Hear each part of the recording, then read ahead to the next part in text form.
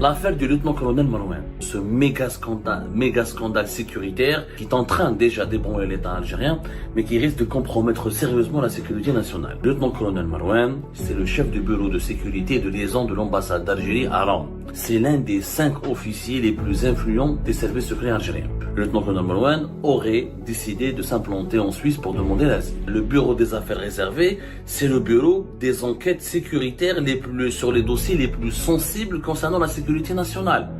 Donc, le lieutenant-colonel Marouane n'est vraiment pas, c'est vraiment un poids lourd, parrainé par Boualem et très ami avec Amirouche Hamadech, le secrétaire particulier de Tebboune. Boualem, son directeur de cabinet. L'Italie, à Rome, ce poste, il est extrêmement sensible. Cet officier des services secrets algériens a reçu 4 propositions pour son asile à l'étranger. 4 pays lui ont proposé de l'accueillir et de lui accorder l'asile politique. La France, l'Allemagne, la Belgique et le Canada. En clair, les services secrets de ces 4 pays ont tenté d'ores et déjà d'approcher le lieutenant-colonel Marouane.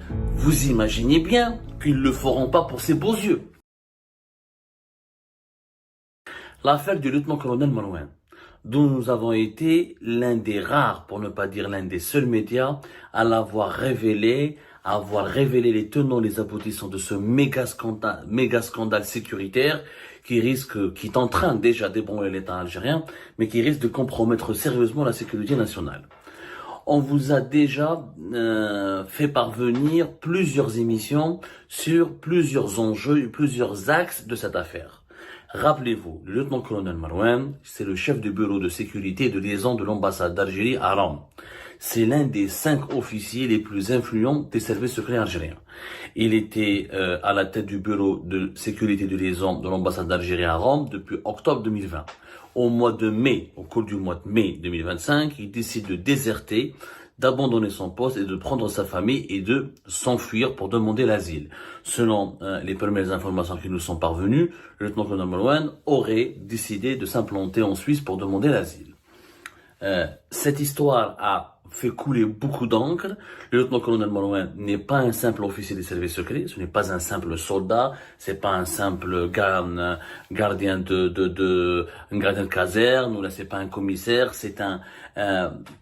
il n'est pas général, mais à 40 ans, il est âgé uniquement de 40 ans, il a connu durant son parcours les directions les plus sensibles des services secrets algériens. Rappelez-vous, nous avions expliqué qu'il était au cabinet, pratiquement le chef de cabinet à un moment donné, en tout cas l'un des piliers du cabinet du patron de la DGSI, de la Direction Générale de la Sécurité Intérieure. Il vient de la DGSI, lui.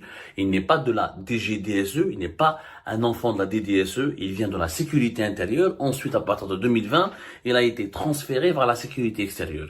À la Direction Générale de la Sécurité Extérieure, il était d'abord dans un centre qui dirige et qui surveille la presse et les journalistes, et qui infiltre les rédactions algériennes. Ensuite, il a changé d'envergure.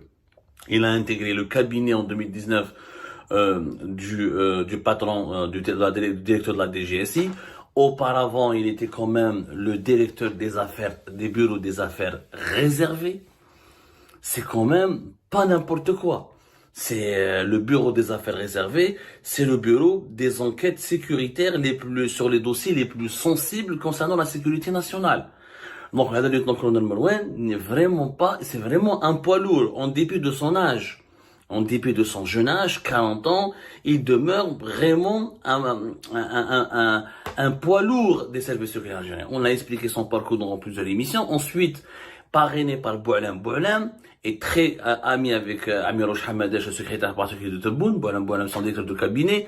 Il est parti occuper le poste de chef de bureau de sécurité de liaison à Rome. L'Italie, à Rome, ce poste, il est extrêmement sensible puisque l'Italie est l'un des partenaires clés de l'Algérie sur le plan sécuritaire, sur le plan en matière de coopération contre le terrorisme, coopération sécuritaire, sur le plan militaire. L'Italie vend des armes de pointe, des équipements technologiques à l'armée algérienne, et sur le plan économique. L'Italie, c'est le premier client du gaz algérien. L'Italie abrite Augusta, le plus important investissement de Sonatrach à l'étranger. Et l'Italie est l'un des investisseurs et fournisseurs clés dans l'économie algérienne. Donc vous imaginez qu'en tant que chef de bureau de sécurité de liaison, tous les dossiers stratégiques de la coopération, tous les dossiers secrets, tous les dossiers sensibles, tous les volets sécuritaires, militaires, économiques et politiques de la coopération avec l'Italie passaient par cet officier âgé à peine de 40 ans, qui était d'ailleurs promis un avenir radieux. Il était attendu qu'il soit promu et qu'il soit désigné à la tête du bureau de sécurité et de liaison de l'ambassade d'Algérie à Paris. Le deuxième poste le plus sensible aussi des services secrets algériens, du renseignement extérieur à l'étranger. Donc, quelqu'un qui vient de la DGSI, pour comment Boualem Boualem l'a parrainé, parce que de 2016 à 2019, il a travaillé avec Boualem Boualem dans le cadre des affaires du bureau réservé.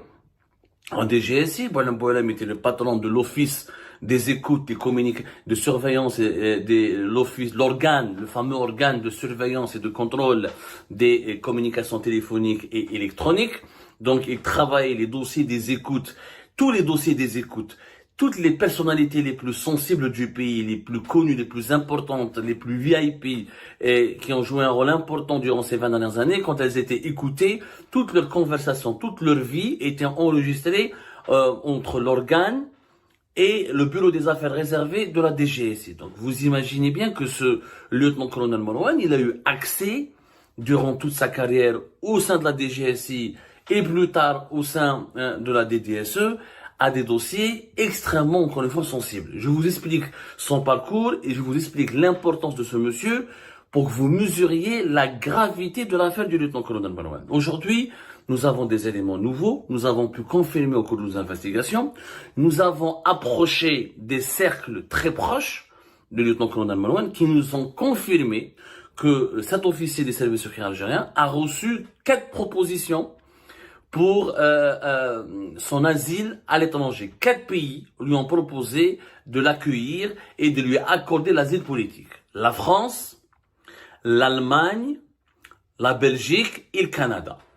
La France, l'Allemagne, la Belgique et le Canada. Ce sont les 4 pays dont les autorités sécuritaires, en clair les services secrets de ces 4 pays, ont tenté d'ores et déjà d'approcher le lieutenant-colonel Marouane pour lui proposer de lui dérouler le tapis rouge et de venir dans ces pays-là et de s'installer dans ces pays-là et de bénéficier de l'asile politique.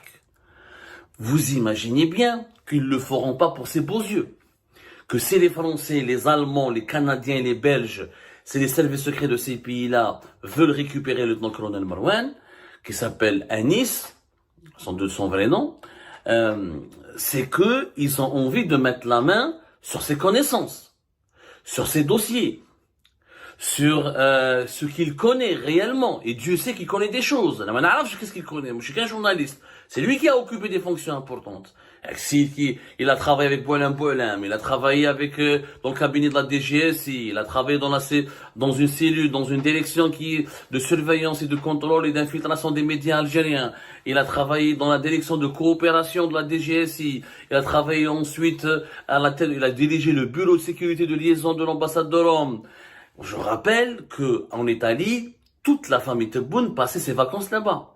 Et que avec l'ambassadeur d'Algérie à Rome, le lieutenant-colonel Marouane était le planificateur, l'organisateur, le guide des membres de la famille Tebboune durant leur séjour, durant leurs vacances. Et pas que. Des familles de généraux, des personnalités importantes de l'institution militaire venaient aussi séjourner régulièrement en Italie et leur accompagnateur attitré, c'était le lieutenant-colonel Marouane. Donc, que ce soit la vie privée, ou que ce soit les secrets d'État, que ce soit les affaires d'État ou les dossiers d'État, monsieur Marouane est un coffre-fort, est un trésor. Il connaît vraiment beaucoup de choses.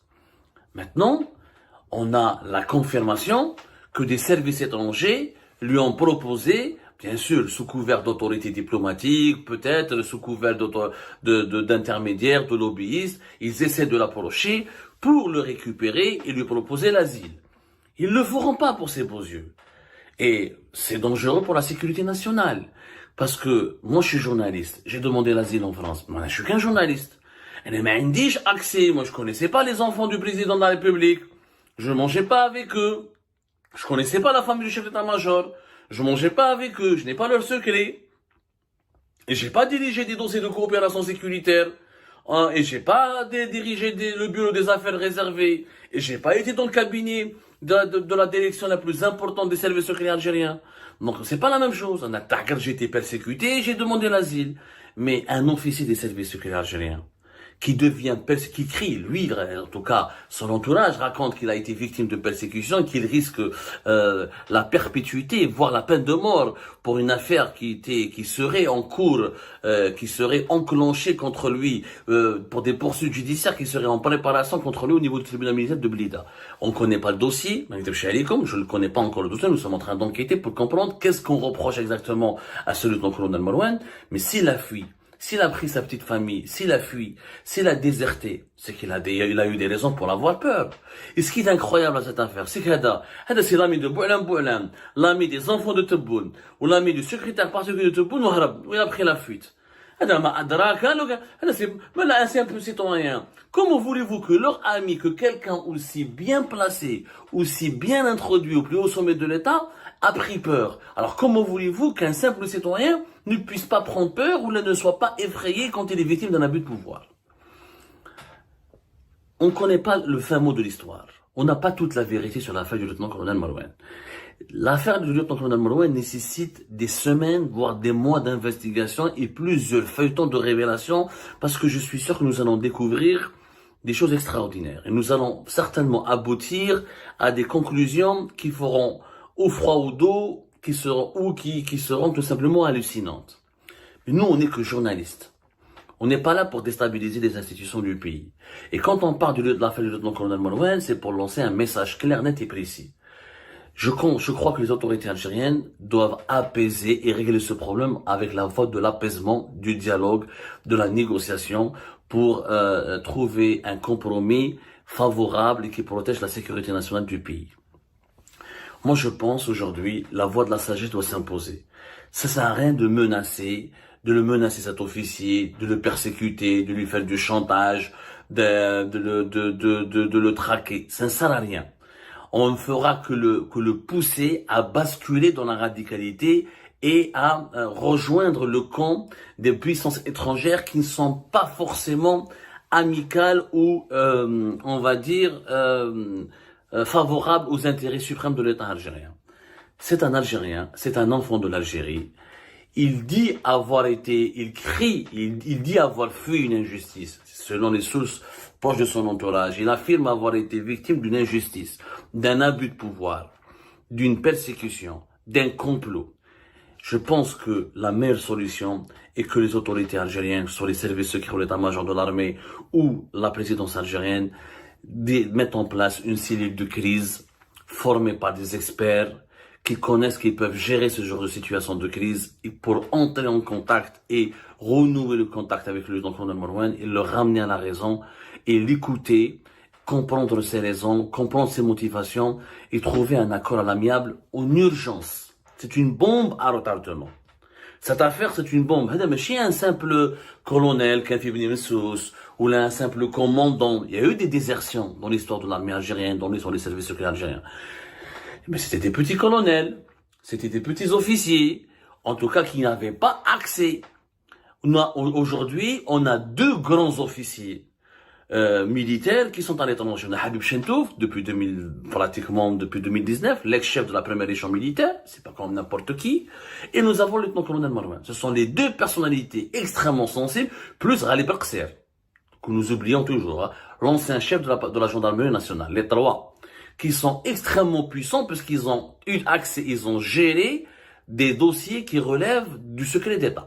Ils sont à l'étranger, ils se baladent à l'étranger, où ils ont fui, où ils ont pris des résidences, où ils ont demandé l'asile, où ils ont acheté des passeports étrangers. En tout cas, ils sont devenus, ils sont des proies faciles pour les services secrets étrangers qui peuvent les récupérer, les manipuler ou leur tirer des informations extrêmement sensibles sur, encore une fois, les secrets les plus enfouis de l'État algérien.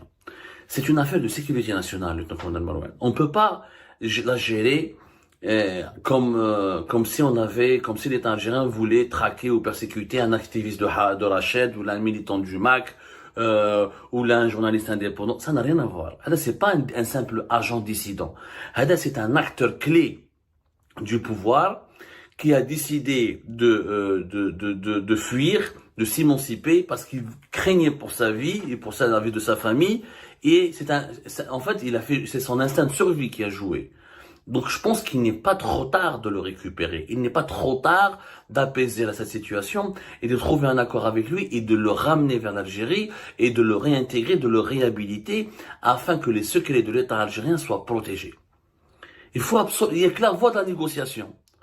Une enquête, oui, pour comprendre pourquoi il a fui, mais une enquête qui doit être menée par des sages avec pour objectif de récupérer, de réhabiliter cet enfant de l'Algérie pour éviter qu'un méga scandale planétaire n'éclate. Parce que si ce monsieur part dans l'un de ces 4 pays et accepte qu'on lui déroule le tapis rouge et accepte d'entrer en contact avec les services secrets étrangers et en contrepartie d'un exil doré ou d'une protection totale où l'Algérie ne pourra absolument rien faire contre lui, qu'est-ce qu'il pourrait donner en contrepartie? Ça pourrait être des informations très sensibles qui relèvent encore une fois du secret défense, par exemple, et qui pourraient fragiliser dangereusement la sécurité nationale. Moi, je pense pas que ce lieutenant-colonel est un traître. Je vous dis la vérité. Je suis quelqu'un de juste et d'objectif. J'ai fait une enquête. J'ai demandé à des journalistes qui l'ont connu. J'ai demandé à des agents des services secrets algériens qui ont travaillé avec lui. J'ai parlé avec des sources sécuritaires et des diplomates qui l'ont connu, qui ont travaillé avec lui. Il n'y a pas une personne qui m'a dit du mal de ce monsieur. Il y a 1 ou 2 personnes, mais je vais dire sur la dizaine, on va dire une vingtaine de sources que j'ai interrogées, mais à part 2 ou 3 sources qui m'ont dit du mal de lui, la majorité écrasante des témoignages recueillis affirme que c'est quelqu'un de patriote, d'intègre, qui n'est pas manipulateur, qui n'est pas corrompu, qui était très ambitieux, très rigoureux, qui devait être promu général bientôt, qui devait avoir une belle promotion, qui devait renforcer sa carrière. Il était très apprécié par ses chefs, très apprécié par la présidente de la République, très apprécié par la famille du président, très apprécié par l'état-major de l'armée pour la qualité de son travail et pour pour sa discipline et pour la qualité de son rendu final, pour son efficacité.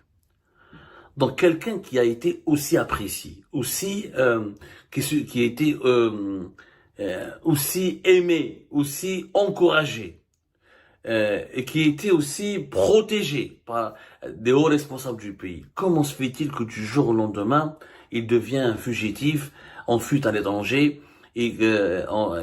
parce qu'il risque, s'il revient en Algérie, il risque une perpétuité qui pourrait être prononcée contre lui par le tribunal militaire de Blida. C'est quand même fou. C'est vraiment digne de Netflix, cette histoire. Il faut maintenant revenir vers la réalité et accepter le compromis.